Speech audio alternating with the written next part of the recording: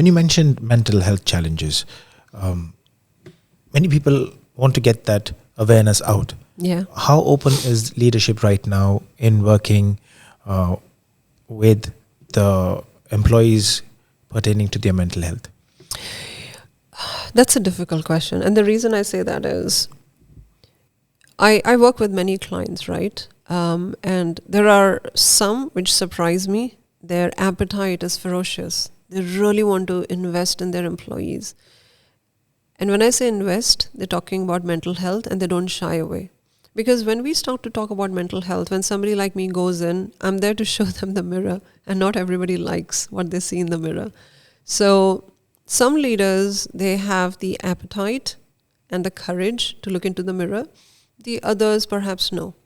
So I'm somebody who, as a communication coach, I use a lot of analogies. So it's like, there are others who will say, oh, let's say there is a woman with a makeup. Let's fix your eyebrows. Let's fix your lipstick and you can look pretty. But here I'm standing with a big mirror saying, hey, let's look at the all of you. And let me show you how I can make you look better. Not just with what I see in the mirror, but also what you project from inside. And it's the fear of the unknown sometimes, Carlton, because people are still coming to terms with what mental health means.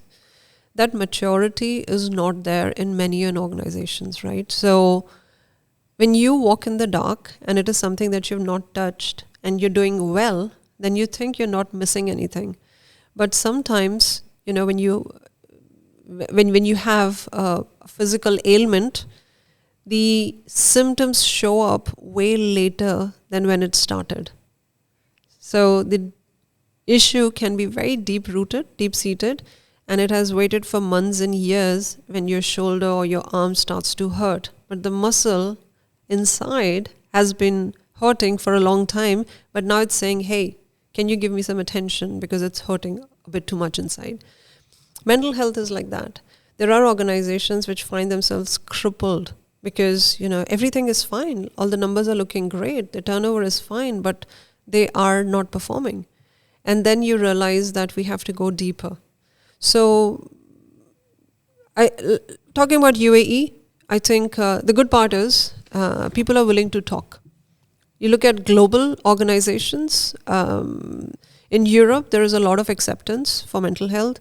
Asia is a very spiritual continent, so they are quite open.